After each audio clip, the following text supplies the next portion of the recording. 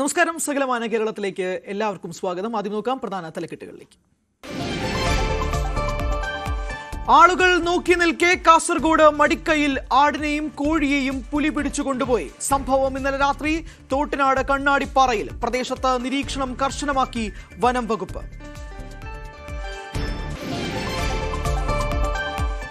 Kozhikode പുതുപ്പാടിയിൽ shawl കഴുത്തിൽ കുടുങ്ങി scooter യാത്രക്കാരിക്ക് ദാരുണാന്ത്യം.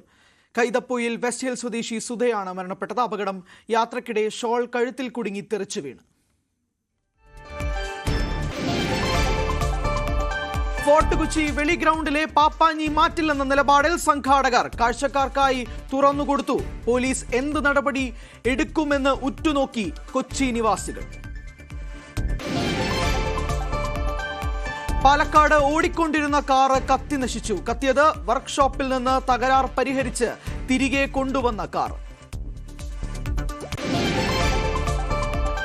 ശബരിമലയിലേക്കുള്ള പ്രതിദിന തീർത്ഥാടകരുടെ എണ്ണം 1,00,000 കടന്നു. ഇന്നലെ ദർശനത്തിനെത്തിയത് 1,05,000 തീർത്ഥാടകർ.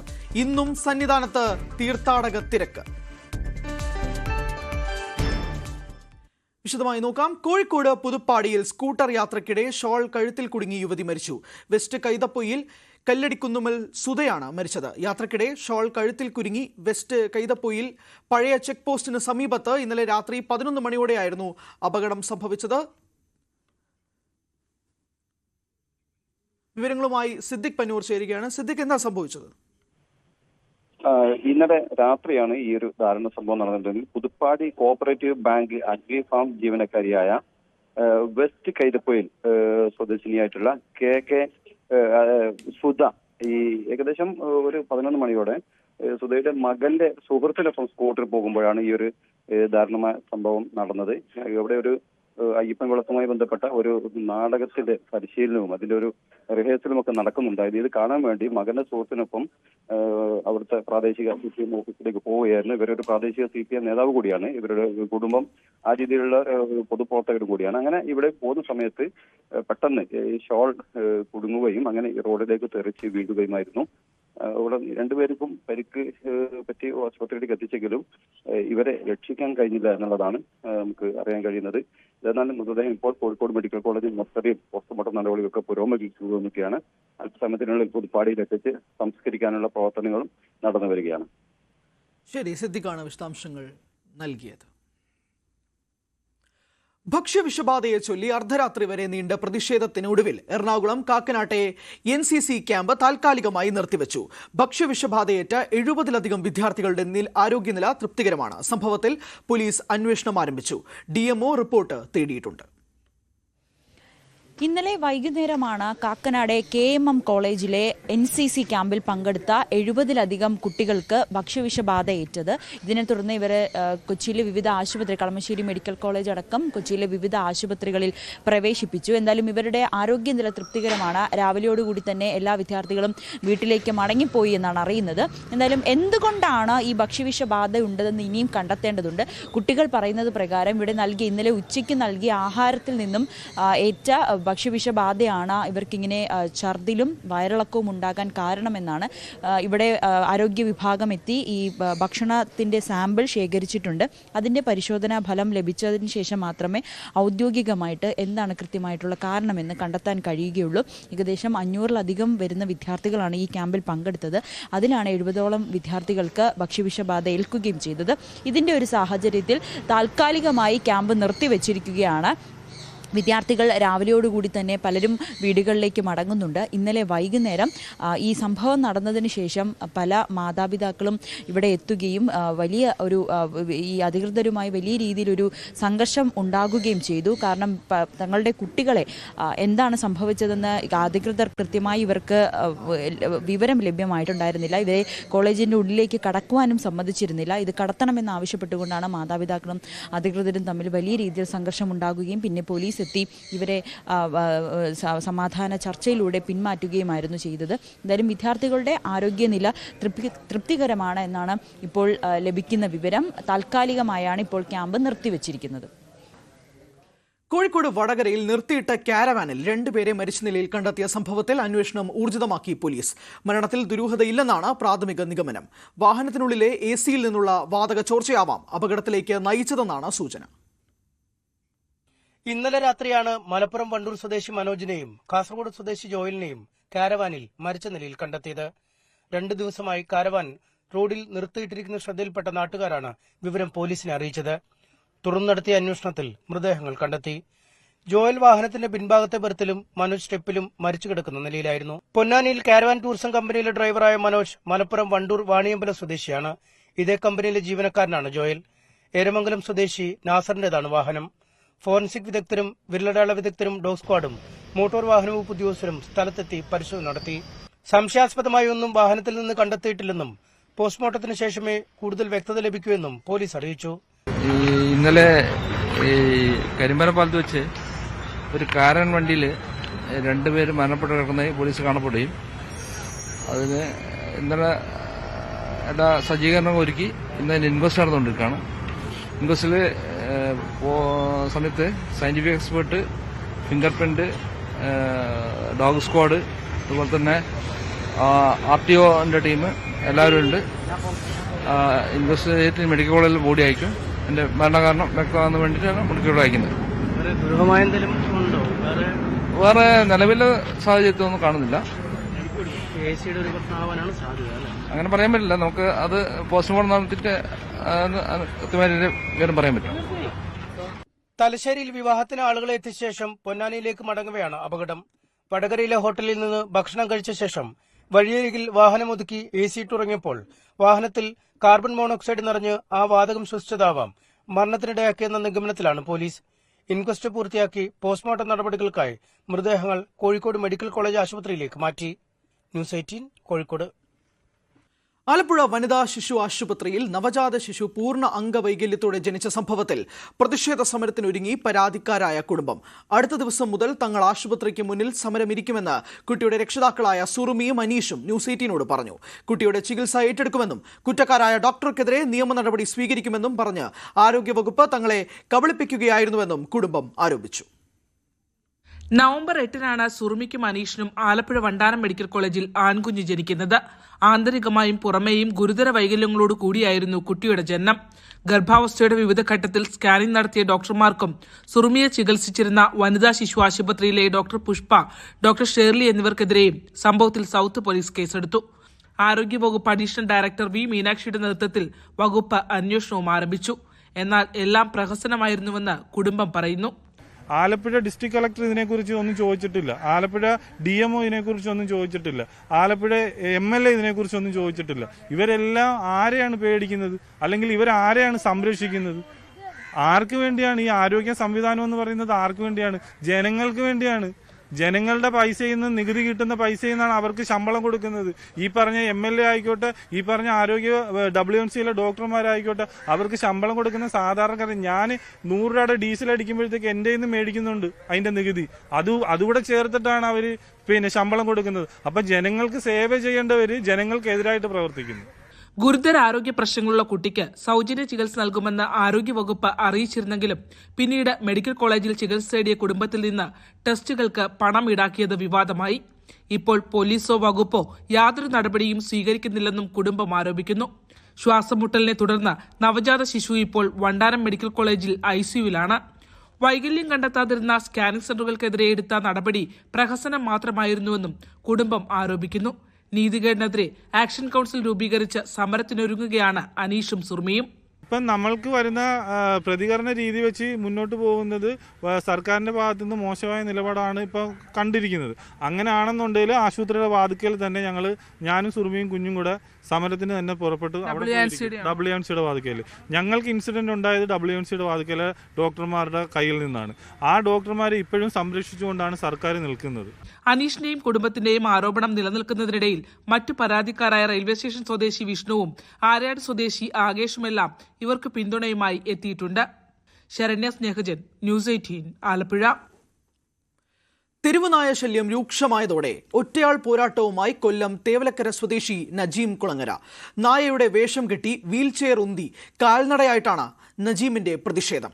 മഞ്ചേശ്വരം മുതൽ തിരുവനന്തപുരം വരെയാണ് സഞ്ചാരം. കൊല്ലം തേവലക്കര സ്വദേശിയായ നജീം കഴിഞ്ഞ കേരളപ്പിറവി ദിനത്തിലാണ് സമരത്തിനിറങ്ങിയത്. മഞ്ചേശ്വരം മുതൽ തിരുവനന്തപുരം സെക്രട്ടേറിയറ്റ് വരെ നായയുടെ വേഷം കെട്ടി വീൽചെയർ ഉന്തി കാൽനടയായിട്ടാണ് ഇദ്ദേഹത്തിന്റെ സഞ്ചാരം. ഇപ്പോൾ 800 കിലോമീറ്ററോളം സഞ്ചാരം പൂർത്തിയാക്കി തിരുവനന്തപുരം ജില്ലയിൽ പ്രവേശിച്ചു. തെരുവുനായ്ക്കൾ വരുത്തിവെച്ച അപകടങ്ങളും കടിയേറ്റ ഇരകളുടെ ഫോട്ടോകളും ഫ്ലക്സുകളും വീൽചെയറിൽ പ്രദർശിപ്പിച്ചിട്ടുണ്ട്. തെരുവുനായ്ക്കളെ ശാസ്ത്രീയമായി വന്ധ്യീകരണം നടത്തുക, നായ്ക്കൾക്ക് സംസ്ഥാനത്തുടനീളം ഷെൽട്ടർ ആരംഭിക്കുക തുടങ്ങിയ ആവശ്യങ്ങൾ ഉന്നയിച്ചാണ് നജീമിന്റെ പോരാട്ടം. യാത്രയിൽ പഞ്ചായത്തുകൾ കയറിയിറങ്ങി പരാതികളും സമർപ്പിക്കുന്നുണ്ട്. തെരുവുനായ ശല്യ പരിഹാരത്തിനായി പൊതുജനങ്ങൾ ഒപ്പിട്ട പരാതി മുഖ്യമന്ത്രിക്ക് കൈമാറും. കൂലിപ്പണിക്കാരനായ നജീം യാത്രയിൽ വിശ്രമിക്കുന്നതും ഉറങ്ങുന്നതും പെട്രോൾ പമ്പുകളിലും കടത്തിണ്ണകളിലുമാണ്. സാധാരണക്കാർക്ക് വേണ്ടി ശബ്ദിക്കാൻ ആരെങ്കിലുമൊക്കെ വേണ്ടേ എന്നാണ് യാത്രയെക്കുറിച്ച് ചോദിക്കുമ്പോൾ നജീമിന്റെ മറുപടി. നജീമിന്റെ പോരാട്ടത്തിന് ഭാര്യ സലീനയുടെയും മക്കളായ ഷാനുവിന്റെയും ഫാത്തുമയുടെയും പിന്തുണയുമുണ്ട്. ന്യൂസ് 18 തിരുവനന്തപുരം. റെയിൽ പാളത്തിലൂടെ നടക്കുന്നതിനിടെ എത്തിയ ട്രെയിനിൽ നിന്ന് മധ്യവയസ്കന്റെ അത്ഭുതകരമായ രക്ഷപ്പെടൽ കാണാമിനി. കണ്ണൂർ പന്നീൻപാറയിലാണ് സംഭവം നടന്നത്. ട്രെയിൻ വന്നപ്പോൾ ട്രാക്കിന്റെ മധ്യഭാഗത്ത് കിടന്നാണ് തലനാഴിക്ക് രക്ഷപ്പെട്ടത്. പോലീസും RPFും അന്വേഷണം ആരംഭിച്ചു.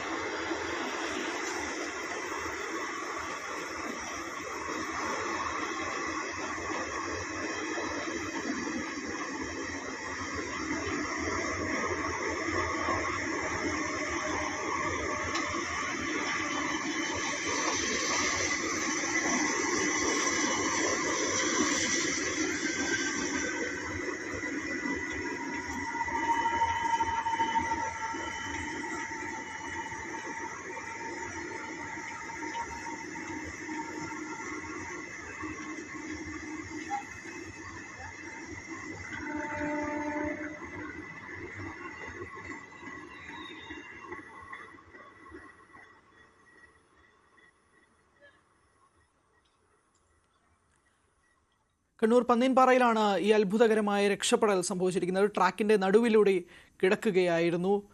ഈ വീഡിയോ ആണിപ്പോൾ വൈറലായി മാറിയിരിക്കുന്നത്.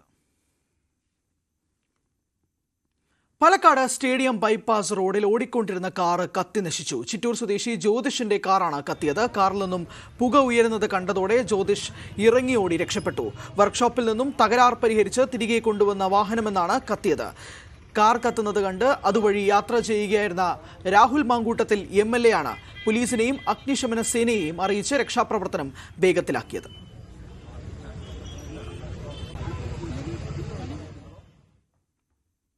കോഴിക്കോട് കൊടുവള്ളിയിൽ ക്രിമിനൽ കേസുകളിലെ പ്രതിക്ക് വെട്ടേറ്റു. കൊടുവള്ളി സ്വദേശി മുഹമ്മദ് സാലിക്കാണ് പരിക്കേറ്റത്. 56 ഗുരുതര പരിക്കുകളുണ്ട്. പരപ്പൻപൊയിൽ ഷാഫിയെ തട്ടിക്കൊണ്ടുപോയ കേസിലെ പ്രതിയാണ് സാലി.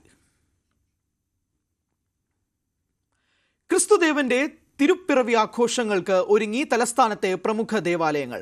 പാളയം സെന്റ് ജോസഫ്സ് കത്തീഡ്രൽ ദേവാലയത്തിൽ ലത്തീൻ അതിരൂപത arch bishop doctor Thomas J. നെറ്റോയുടെ മുഖ്യ കാർമ്മികത്വത്തിൽ ആകും ചടങ്ങുകൾ. രാത്രി 11:30 ഇവിടെ പിറവി ആഘോഷങ്ങൾ നടക്കുക. പട്ടം സെന്റ് മേരീസ് കത്തീഡ്രൽ ദേവാലയത്തിൽ ബെസേലിയോസ് മാർ ക്ലിമ്മിസ് കത്തോലിക്ക ബാവയുടെ മുഖ്യ കാർമ്മികത്വത്തിൽ രാത്രി 8 മണിക്കാകും ചടങ്ങുകൾ. ലൂർദ് ഫെറോനോ പള്ളിയിൽ കർദിനാൾ മാർ ജോർജ് ജേക്കബ് കൂവക്കാട് തിരുകർമ്മങ്ങൾക്ക് മുഖ്യ കാർമ്മികനാകും. കർദിനാളായി നിയുക്തനായ ശേഷം ആദ്യമായി തിരുവനന്തപുരത്തെത്തുന്ന മാർ ജോർജ് ജേക്കബ് കൂവക്കാടിന് പൗരപ്രമുഖരുടെ നേതൃത്വത്തിൽ രാത്രി 10:30 ലൂർദ് പള്ളിയിൽ സ്വീകരണം നൽകും. തുടർന്നാകും തിരുനാൾ കർമ്മങ്ങൾക്ക് ആരംഭിക്കുക. ക്രിസ്മസിനെ വരവേൽക്കാൻ നാടൊരുങ്ങി. വീടുകളിലൊക്കെ നക്ഷത്രങ്ങളും പുൽക്കൂടുകളുമാണ്. 5 ഏക്കറിൽ ഒരു പുൽക്കൂട് ഗ്രാമം ഒരുക്കിയാലോ? അതെങ്ങനെയിരിക്കും? കാണാം തിരുവനന്തപുരത്തെ തൂങ്ങാംപാറ കൊച്ചു ത്രേസ്യ പള്ളിയിലെ ഈ അടിപൊളി പുൽക്കൂട്. ഓരോ പുൽക്കൂടും രൂപഭംഗി കൊണ്ടും വലുപ്പം കൊണ്ടും വ്യത്യസ്തം. 30 അടി പൊക്കമുള്ള ജോസഫിന്റെയും മറിയത്തിന്റെയും ഉണ്ണിയേശുവിന്റെയും രൂപങ്ങൾ. ടൈറ്റാനിക്കിലെ ക്രിസ്മസ് അപ്പൂപ്പനും കൗതുകകരം.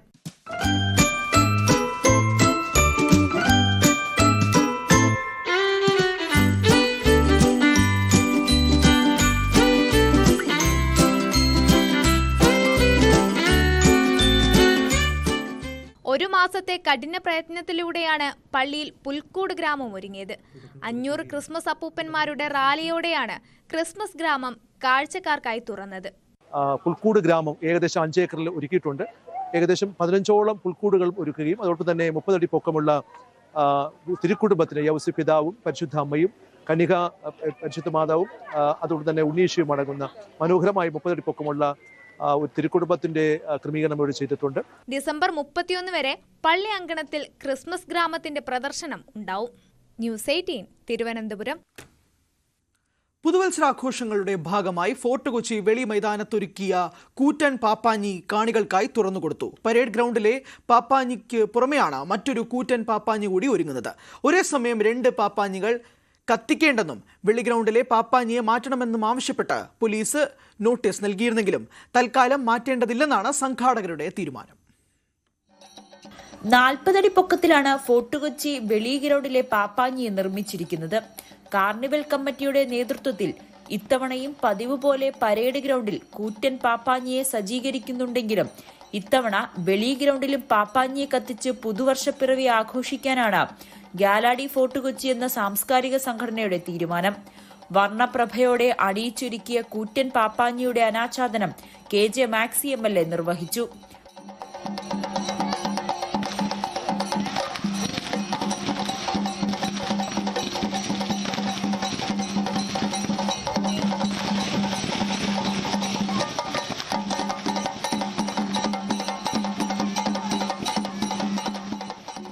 ഒരേ സമയം 2 പാപ്പാഞ്ഞിയെ കത്തിക്കുന്നത് സുരക്ഷാ പ്രശ്നമുണ്ടാക്കുമെന്നും അതിനാൽ വെളി ഗ്രൗണ്ടിലെ പാപ്പാഞ്ഞിയെ നീക്കം ചെയ്യണമെന്നാവശ്യപ്പെട്ട് പോലീസ് നോട്ടീസ് നൽകിയെങ്കിലും മാറ്റാൻ സംഘാടകർ തയ്യാറായിട്ടില്ല.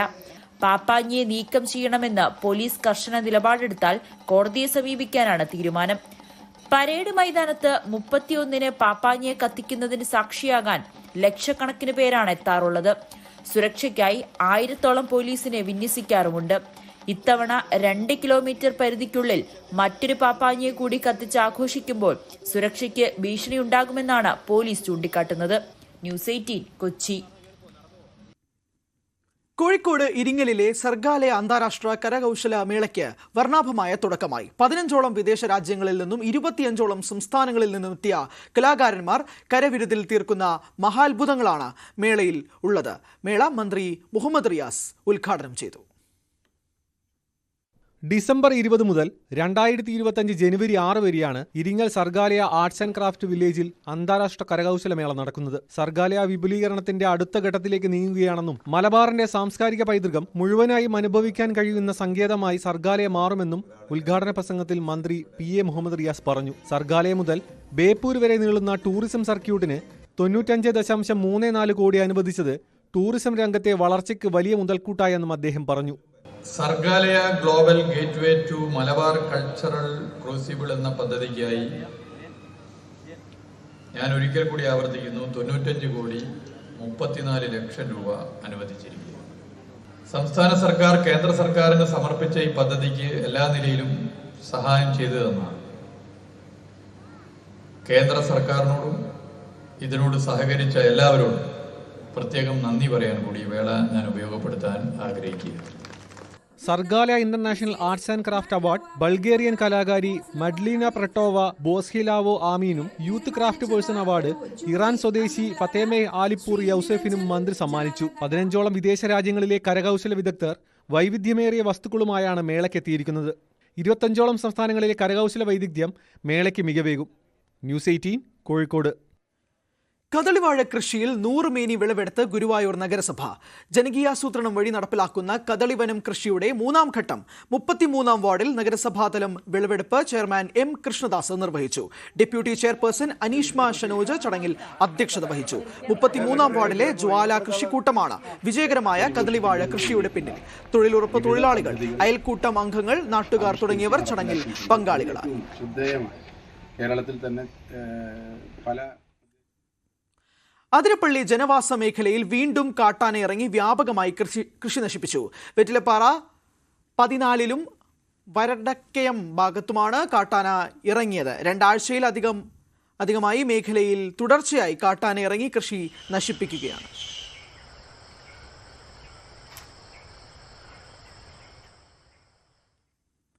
ഭാരതപ്പുഴയിൽ യുവാവിനെ മരിച്ച നിലയിൽ കണ്ടെത്തി. ചെറുതുരുത്തി പള്ളം ശ്മശാനം കടവ് ഭാഗത്ത് പുഴയിലാണ് മൃതദേഹം കണ്ടെത്തിയത്. ഇതര സംസ്ഥാന തൊഴിലാളിയായ യുവാവാണെന്ന് സംശയം. ചെറുതുരുത്തി പോലീസ് സ്ഥലത്തെത്തി പരിശോധന നടത്തി.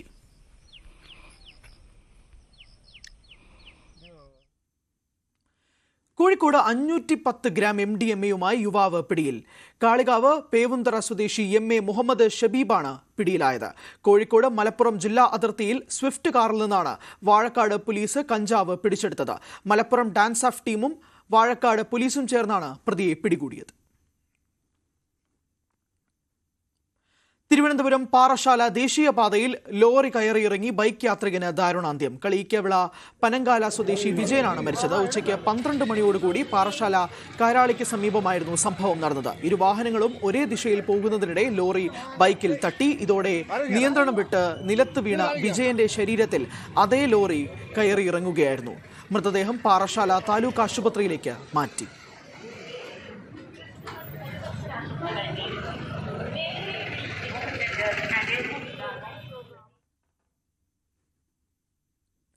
തിരുവനന്തപുരം പാറശാല ബൈക്കിടിച്ച് വയോധികയ്ക്ക് ദാരുണാന്ത്യം.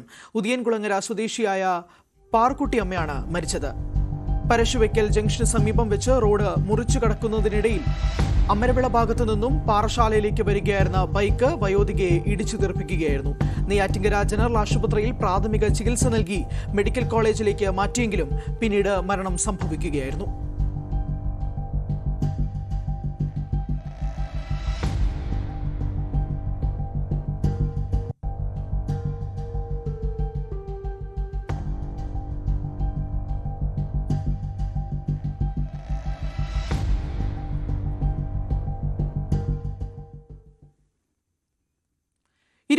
ാമത് ദേശീയ സബ് ജൂനിയർ സെപക് താക്രോ ചാമ്പ്യൻഷിപ്പിന് കാസർഗോഡ് ജില്ലയിലെ തൃക്കരിപ്പൂരിൽ തുടക്കമായി. Thrikkaripur government vocational higher secondary school mini സ്റ്റേഡിയത്തിലാണ് മത്സരം.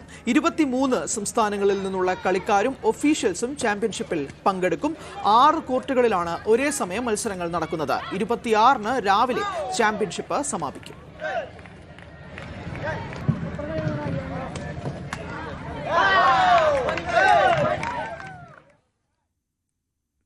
Kothamangalam Kottappadi Naganchery saint George Hebron Yakobaya Suriyani പള്ളിയിൽ സ്ഥാപിച്ച കൂറ്റൻ നക്ഷത്രം ശ്രദ്ധേയമാവുന്നു. 35 അടി നീളവും 25 അടി വീതിയുമുള്ള കൂറ്റൻ നക്ഷത്രമാണ് പള്ളി മാനേജിംഗ് കമ്മിറ്റി അംഗങ്ങളുടെ നേതൃത്വത്തിൽ സ്ഥാപിച്ചത്. കേരളത്തിലെ തന്നെ ഈ വർഷം സ്ഥാപിച്ചിട്ടുള്ളതിൽ ഏറ്റവും വലിയ നക്ഷത്രങ്ങളിൽ ഒന്നായി ഇതിനെ വിലയിരുത്തുന്നുണ്ട്.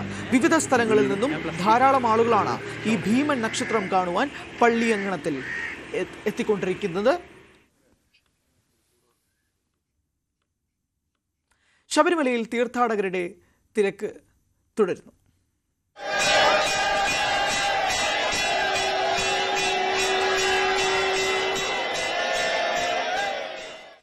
ശബരിമലയിൽ തീർത്ഥാടകരുടെ തിരക്ക് തുടരുകയാണ്. ഇന്ന് ഉച്ചവരെ 1,00,000-ലധികം ഭക്തർ മല കയറി. നാളെ മുതൽ തിരക്ക് നിയന്ത്രിക്കാൻ നിയന്ത്രണങ്ങൾ ഉണ്ടെങ്കിലും എത്തുന്ന എല്ലാവരെയും കടത്തിവിടുമെന്ന് ദേവസ്വം ബോർഡ് അറിയിച്ചു. 6 വർഷത്തിനു ശേഷം പമ്പാ സംഗമം വീണ്ടും തുടങ്ങാനാണ് ദേവസ്വം ബോർഡിന്റെ തീരുമാനം. ഈ തീർത്ഥാടന കാലത്ത് ആദ്യമായാണ് 1,00,000 കടന്ന ഭക്തരെത്തുന്നത്. ഇന്നലെ 1,06,621 ഭക്തർ മല കയറി. ഇന്നുച്ചയ്ക്ക് മുൻപ് തന്നെ ഭക്തരുടെ എണ്ണം 1,00,000 കവിഞ്ഞു. 25, 26 തീയതികളിൽ നിയന്ത്രണങ്ങളുണ്ടെങ്കിലും എത്തുന്ന ഭക്തരെ കടത്തിവിടാനാണ് തീരുമാനം. ഇതുവരെ ആരും തിരിച്ചു പോയിട്ടില്ലല്ലോ. കോടതി നിർദ്ദേശം 5,000 എന്ന് പറഞ്ഞിട്ടുണ്ട്. അത് കോടതിയുടെ ഒരു നോക്കാം, പൊതുവായൊരു മാനദണ്ഡമായി കോടതി പറഞ്ഞെന്നുള്ളൂ. നമ്മൾ ഇതുവരെ വന്ന ഒരാളും തിരിച്ചു വിട്ടിട്ടില്ലല്ലോ. കോടതിയെ ബോധ്യപ്പെടുത്താം, നമ്മൾ ബോധ്യപ്പെടുത്തും. സ്വാഭാവികമായും കോടതിയും പരമാവധി ഭക്തർ സുഖസംതൃപ്തിയോടുകൂടി പോകണമെന്നല്ലേ കോടതിക്ക് ആഗ്രഹമുള്ളൂ. കഴിഞ്ഞ വർഷത്തെ അപേക്ഷിച്ച് 4,45,000 ഭക്തർ ഇന്നലെ വരെ അധികമായി എത്തി. വരുമാനവും വർദ്ധിച്ചു. പ്രളയത്തിനും കോവിഡിനും പിന്നാലെ പഴയ പരിപാടികൾ വീണ്ടും തുടങ്ങാനാണ് ബോർഡിന്റെ തീരുമാനം. 6 വർഷത്തിന് ശേഷം ജനുവരി 12-ന് പമ്പാ സംഗമം നടക്കും. അയ്യപ്പന്റെ ചിത്രം ആലേഖനം ചെയ്ത് പൂജിച്ച സ്വർണ്ണ ലോക്കറ്റുകൾ പുറത്തിറക്കാനും ബോർഡ് തീരുമാനിച്ചു. ജനുവരി 14 നടക്കുന്ന ഹരിവരാസന പുരസ്കാര വിതരണ വേദിയിൽ ലോക്കറ്റ് പുറത്തിറക്കും. 1 ഗ്രാം മുതൽ വിവിധ തൂക്കങ്ങളിൽ ലോക്കറ്റ് ലഭിക്കും. തങ്കയങ്കി ചാർത്തിയുള്ള ദീപാരാധന നാളെ വൈകുന്നേരമാണ്. മറ്റന്നാൾ ഉച്ചയ്ക്ക് 12:30-ക്കാണ് മണ്ഡല പൂജ. ഗ്രഹണം മൂലം ഇന്ന് നടയടച്ചിടുമെന്ന് സാമൂഹിക മാധ്യമങ്ങളിൽ പ്രചരണം നടത്തിയവർക്കെതിരെ ബോർഡ് പോലീസിൽ പരാതി നൽകി. അരുൺ പാലോടിനൊപ്പം ജി ശ്രീജിത്ത്, ന്യൂസ് 18 സന്നിധാനം. മണ്ഡലപൂജാ ദിവസം എത്തുന്ന ഭക്തരെ ആരെയും തിരിച്ചുവിടില്ലെന്ന് Devaswom board president PS Prasanth. Spot booking നിയന്ത്രണമുണ്ടെങ്കിലും പരമാവധി ഭക്തർക്ക് ദർശനമാണ് കോടതിയും ആഗ്രഹിക്കുന്നതെന്നും ഇതുവരെ ആരെയും തിരിച്ചുവിട്ടിട്ടില്ലെന്നും PS പ്രശാന്ത് വ്യക്തമാക്കി. ഇതുവരെ ആരും തിരിച്ചു പോയിട്ടില്ലല്ലോ. കോടതി നിർദ്ദേശം 5000 എന്ന് പറഞ്ഞിട്ടുണ്ട്. അത് കോടതിയുടെ ഒരു നമുക്ക് നോക്കാം. പൊതുവായൊരു മാനദണ്ഡമായി കോടതി പറഞ്ഞെന്നുള്ളൂ. നമ്മൾ ഇതുവരെ വന്ന ഒരാളും തിരിച്ചു വിട്ടിട്ടില്ലല്ലോ. കോടതിയെ ബോധ്യപ്പെടുത്താം, നമ്മൾ ബോധ്യപ്പെടുത്തും. സ്വാഭാവികമായും കോടതിയും പരമാവധി ഭക്തർ സുഖസംതൃപ്തിയോടുകൂടി പോകണമെന്നല്ലേ കോടതിക്ക് ആഗ്രഹമുള്ളൂ. 101 വയസ്സിൽ ശബരിമലയിൽ ദർശനം നടത്തിയതിന്റെ സന്തോഷത്തിലാണ് വയനാട് സ്വദേശിനി പാറുക്കുട്ടിയമ്മ. ഇത് 2ാം തവണയാണ് പാറുക്കുട്ടിയമ്മ അയ്യപ്പനെ കാണാൻ എത്തുന്നത്. പാറുക്കുട്ടിയമ്മയ്ക്കായി പ്രത്യേക സൗകര്യങ്ങൾ ദേവസ്വം ബോർഡും പോലീസും ഒരുക്കി.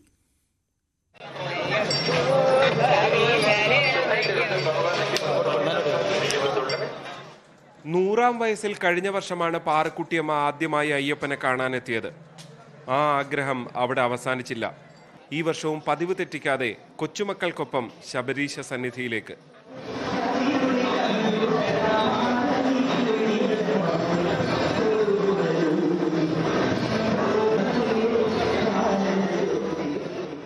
പാറുക്കുട്ടിയമ്മയ്ക്കായി 18ാം പടി ഒഴിച്ചിട്ടാണ് ദേവസ്വം ബോർഡും പോലീസും സൗകര്യമൊരുക്കിയത്. 18 പടിയും തൊട്ടുപണങ്ങി അങ്ങനെ തിരുനടയിലേക്ക്.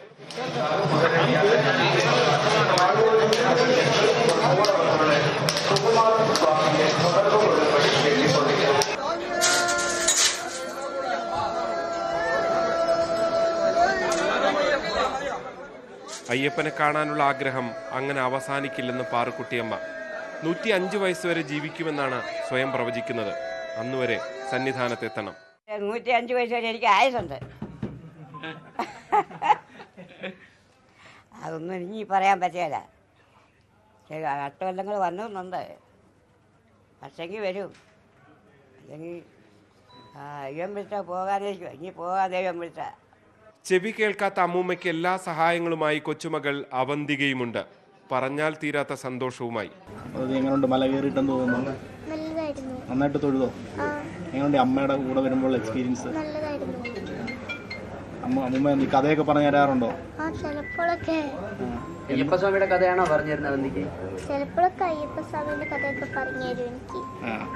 പ്രായം തളർത്താത്ത ഭക്തിയുമായി അയ്യപ്പ ദർശനത്തിനെത്തിയ പാറുക്കുട്ടിയമ്മയെ തന്ത്രി പൊന്നാടയണിയിച്ച് സ്വീകരിച്ചു. വീണ്ടും അയ്യപ്പനെ കാണാനുള്ള ആഗ്രഹം ബാക്കി വെച്ചാണ് മടക്കം. അരുൺ പാലോടിനൊപ്പം ജി ശ്രീജിത്ത്, ന്യൂസ് 18 സന്നിധാനം. ഭക്തിയുടെ നിറവിൽ സന്നിധാനത്ത് കർപ്പൂരാഴി ഘോഷയാത്ര. ദേവസ്വം ബോർഡ് ജീവനക്കാരാണ് മണ്ഡലം മഹോത്സവത്തിന്റെ ഭാഗമായി ഘോഷയാത്ര നടത്തിയത്. തന്ത്രിയും മേൽശാന്തിയും ചേർന്ന് ദീപം പകർന്നതോടെയാണ് ഘോഷയാത്രയ്ക്ക് തുടക്കമായത്.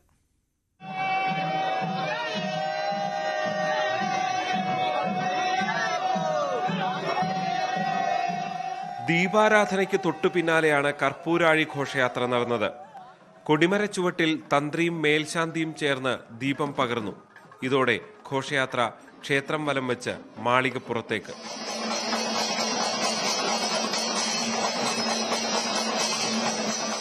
പുലിവാഹനായ അയ്യപ്പനും വിവിധ ദേവതാ സങ്കല്പങ്ങളും ഘോഷയാത്രയ്ക്ക് മാറ്റുകൂട്ടി.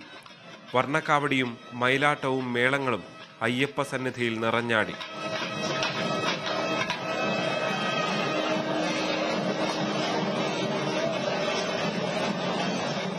Thiruvithamkoor Devaswom board president PS Prasanth ഉൾപ്പെടെയുള്ളവർ ഘോഷയാത്രയ്ക്ക് നേതൃത്വം നൽകി. സന്നിധാനത്ത് നിന്നും ആരംഭിച്ച ഘോഷയാത്ര മാളികപ്പുറം നടപ്പന്തൽ വഴി 18ാം പടിക്ക് താഴെ സമാപിച്ചു. ഇന്ന് പോലീസ് അയ്യപ്പന്മാരുടെ നേതൃത്വത്തിൽ കർപ്പൂരാഴി നടക്കും. അരുൺ പാലോടിനൊപ്പം ജി ശ്രീജിത്ത്, ന്യൂസ് 18 സന്നിധാനം.